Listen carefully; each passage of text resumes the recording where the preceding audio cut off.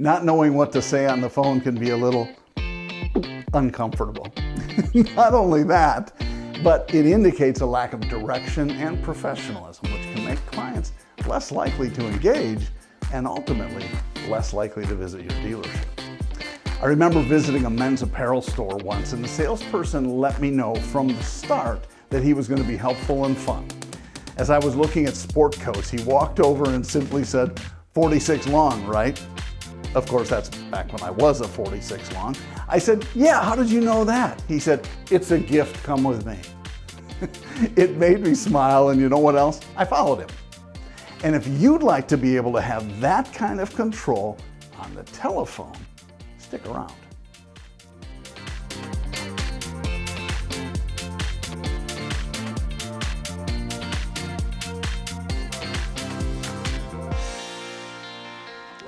I'm Jon Quade, the 5-Minute Coach. Just like the guy at the clothing store, when you lead the conversation, your customers will follow you both in person and on the phone. In this 5-Minute Coach segment, we'll walk through our phone scripts for inbound sales calls. When you follow the scripts, you'll sound more professional and you'll control the conversation by asking questions about things that are important to the customer. Phone scripts have been around dealerships for many years. I think I saw my first one back in the early 1980s. Yes, before many of you were born. Times have certainly changed since then, but customers who phone dealerships really haven't changed since they're still the ones initiating the calls. As much as the industry is leaning into no-contact interactions where customers can buy vehicles online and sight unseen, a lot of auto shoppers still prefer to speak to a real person. Of course, I've made some changes to the scripts over the years, but in general, the goal is still the same. Create an environment on the phone where the customer feels comfortable enough to want to visit you in person. To get more background on inbound sales callers and understand the whys behind the scripts, be sure to watch the 5-Minute Coach Inbound Call Strategy segment, if you haven't already. For this course, though, just download and print the scripts and follow along. You can just pause here if you need to do that. Okay, assuming you've done that, let's dive in. Our first step is to greet enthusiastically. As I mention all the time, enthusiasm on the phone is as important, or maybe more so, than anything you can say. So don't forget to let callers hear your smile. We used to have 5x7-inch mirrors on our desks at the dealership so we could check to make sure ours were working before we picked up the phone. Yeah, we all felt a little silly, of course, but it really did make a difference. It made us conscious of our smiles before we spoke on the phone. Number 1 on the script is simply, hi, this is John. Fill in your name, obviously. How may I assist you? Now, you can modify that if you like, but not too much.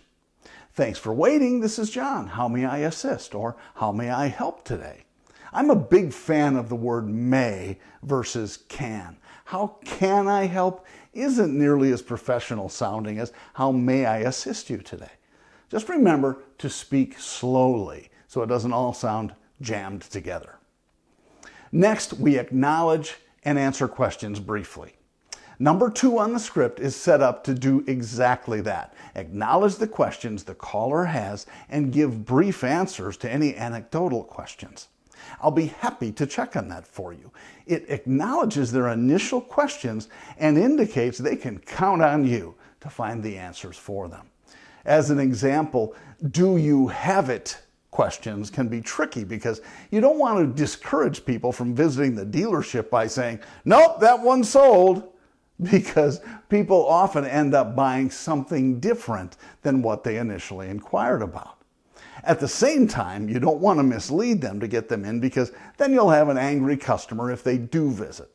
It's far better to say, I'll be happy to check on that for you, and then ask them about other attributes they want on their new vehicle.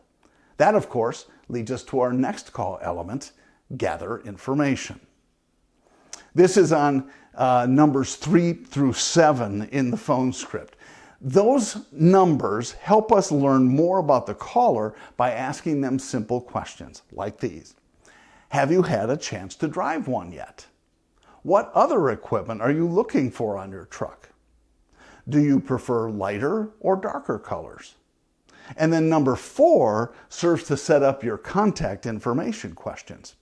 While I'm checking on the information you requested, I'll also see what our availability looks like for you. It only takes about 5 or 10 minutes. And then, are you calling from home, work, or your cell? What's the number there? Now, of course, if you have caller ID, it'll sound like this.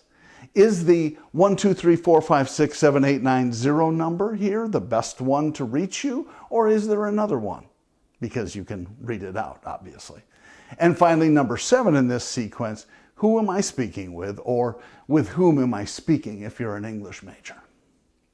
Okay, at this point, take a step back and then cover up the phone for 10 or 15 seconds while you're gathering your thoughts, or put them on hold. Do we have some vehicles available? And this can be on the lot, some that are findable somehow, or some that are inbound that might fit this caller's needs. If so, then we need to ask them to visit and confirm the appointment. That is where numbers 8 through 10 on the script come into play. Here's number 8, inviting them to visit. Andy, we must have 3 or 4 available just like you're looking for. What's a good time for us to get together later today, or would tomorrow be better for you? Now, if she chooses a day, break it down to a day segment. Would morning or afternoon work better? Then say, how about 6:30? Just suggest a time.